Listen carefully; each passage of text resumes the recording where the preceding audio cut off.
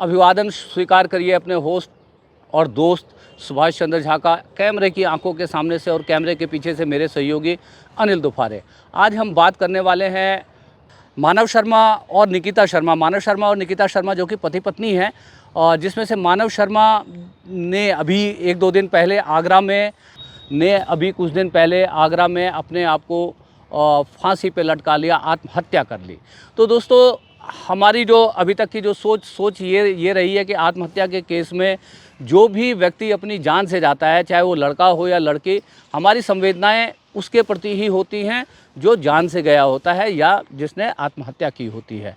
हम कभी हम ये नहीं सोच पाते कि जब भी इस तरह की स्थितियां बनती हैं, ख़ास तौर पे जो है पति पत्नी के जीवन में, दाम्पत्य जीवन में बहुत तरह के उतार चढ़ावों से होकर के गुजरता है दाम्पत्य जीवन, और उसमें पति पत्नियों के बीच में झगड़े जो है बड़े आम से हैं। कभी कभी ये झगड़े इस लेवल पे पहुंच जाते हैं, इस स्तर पर पहुंच जाते हैं कि उनमें से कोई एक फांसी के फंदे की दहलीज तक चला जाता है। जैसे मानव शर्मा और निकिता शर्मा जो कि पति पत्नी हैं, और जिसमें से मानव शर्मा ने जो सोशल मीडिया के ऊपर जो अपने वीडियो के ज़रिए सफाई रखी, और एक वीडियो उसके बाद भी आया, और उसके बाद से जो निकिता शर्मा की निंदा की जा रही है, और जिस तरह से पूरा सोशल मीडिया पर जो लोग उन्हें कोस रहे हैं।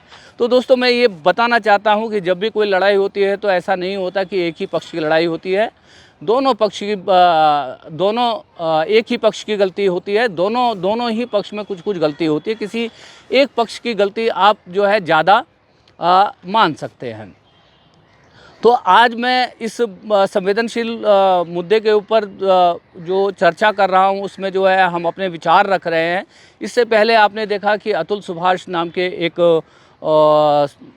एक इंजीनियर ने बेंगलोर में जो है अपने पत्नी की जो है प्रताड़ना को लेकर के आत्महत्या कर ली थी। उसके बाद ऐसा ही एक केस पुनीत खुराना का दिल्ली में हुआ, और अब जो है मानव शर्मा और है लेटेस्ट केस हैं।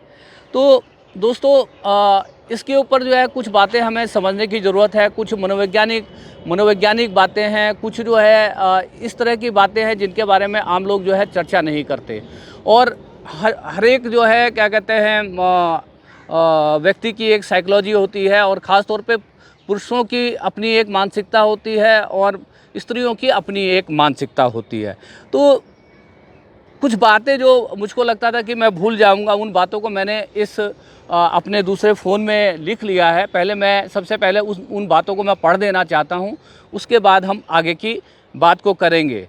और आपको दोस्तों, साथ में ये आगे इस बात को पढ़ने से पहले ही मैं आपसे गुजारिश करता हूं कि हम जो ये चर्चा कर रहे हैं, और आपको यदि ये चर्चा अच्छी लगे, लॉजिकल लगे, मीनिंगफुल लगे, और चैनल आपने हमारा यदि सब्सक्राइब नहीं किया तो सब्सक्राइब कर लीजिएगा, और लगे कि हमने जो यहाँ पे बातें की उसके ऊपर आपको भी कुछ विचार रखने हैं तो कमेंट बॉक्स में आप लिख भी दीजिएगा।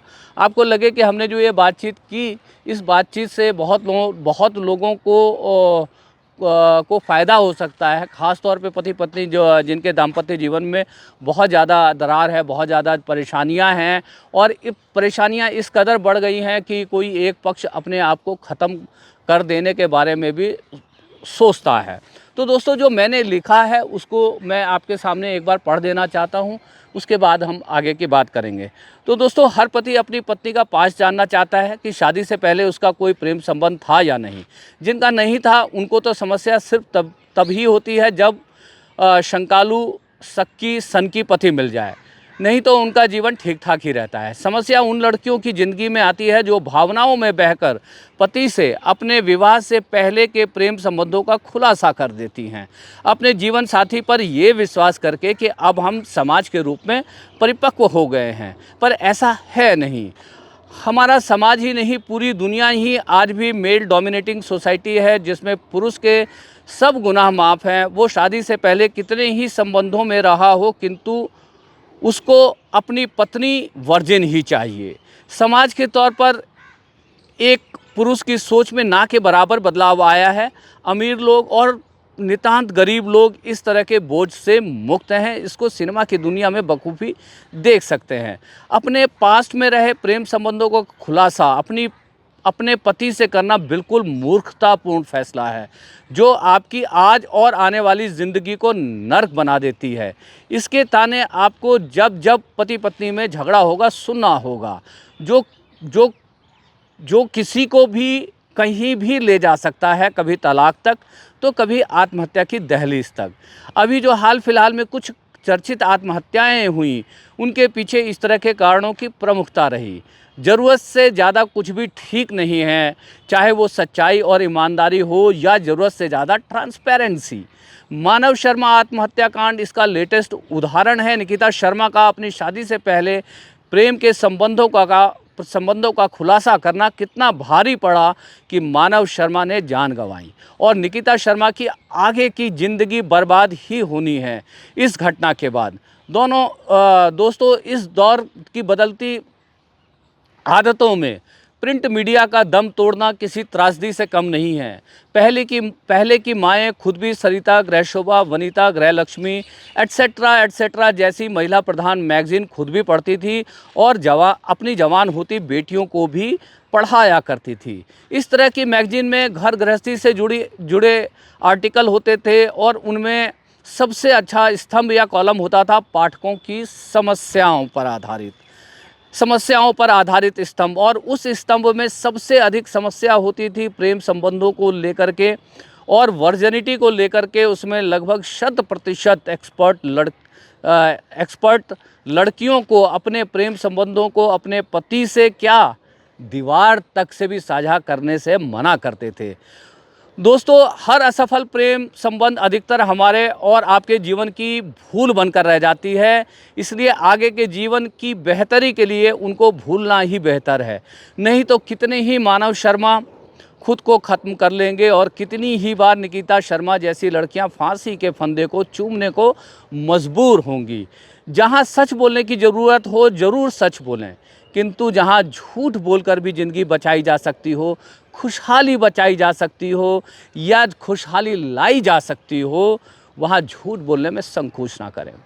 दोस्तों, एक बात और आपको बताना चाहता हूँ कि हर मूर्ख आदमी अपनी पत्नी के, दोबारा से रिपीट कर रहा हूँ इस बात को, कि हर मूर्ख आदमी अपनी पत्नी के पास्ट प्रेम संबंधों को जानना चाहता है और हर मूर्ख स्त्री अपने पति पर भरोसा कर उसको अपने बीते प्रेम संबंधों को बता देती है और नतीजा ये होता है कि दोनों का जीवन बर्बाद हो जाता है। समझदारी से काम लें। समझदार व्यक्ति, आदमी या औरत गड़े हुए मुर्दे नहीं खोते, लिहाजा खुशहाल दाम्पत्य जीवन को गुजार पाते हैं। शक की पति या पत्नी एक दूसरे का जीवन बर्बाद करते हैं। तो दोस्तों, ज़िंदगी का सबसे बेहतरीन स्लोगन है जियो और जीने दो। और साथ में दोस्तों एक बात और कहना चाहता हूँ, आप मेरे बारे में भी सोचते होंगे कि इसको अपनी ज़िंदगी का कितना तजुर्बा है जो इतने कॉन्फिडेंस से हमें इतनी सारी बातें बता रहा है। ये भी तो शादीशुदा है, इसकी भी तो ज़िंदगी में समस्याएं होंगी, ये भी तो रोज़ इस तरह की समस्याओं से दो चार होता होगा। किस घर में पति पत्नी के बीच में झगड़े नहीं होते? यदि नहीं होते तो मुझे लगता है शायद वो पति पत्नी ही नहीं है।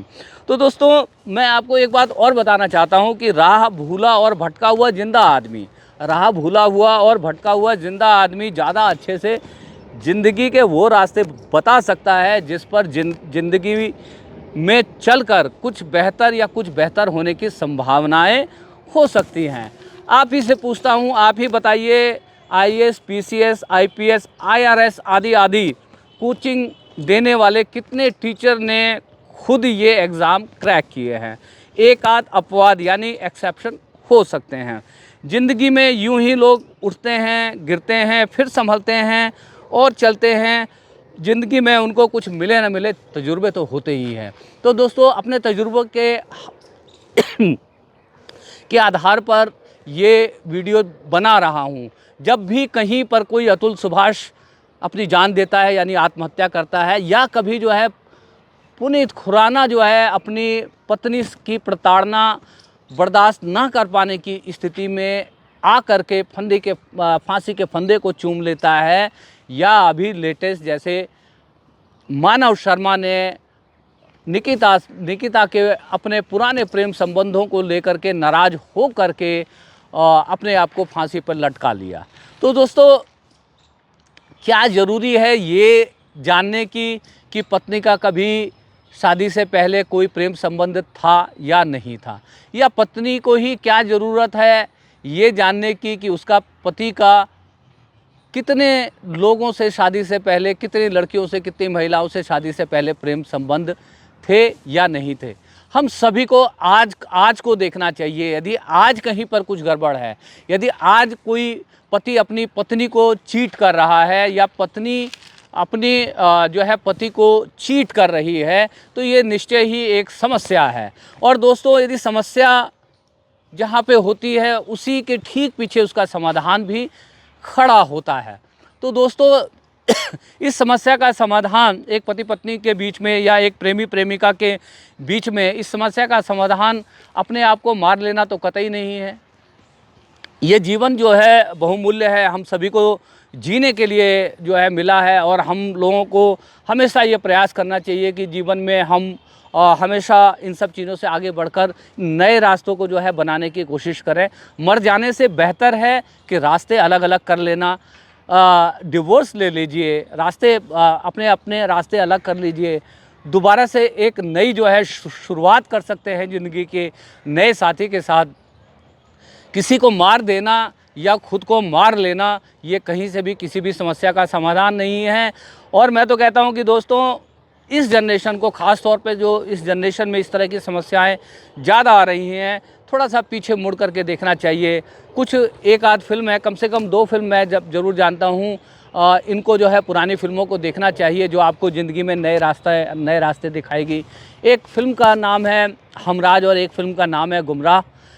कभी जो है यदि आप लोगों को फुर्सत मिले तो ये 2 फिल्में देखिए, बहुत शानदार हैं। ज़िंदगी के कुछ नए रास्ते जो है खोलेगी।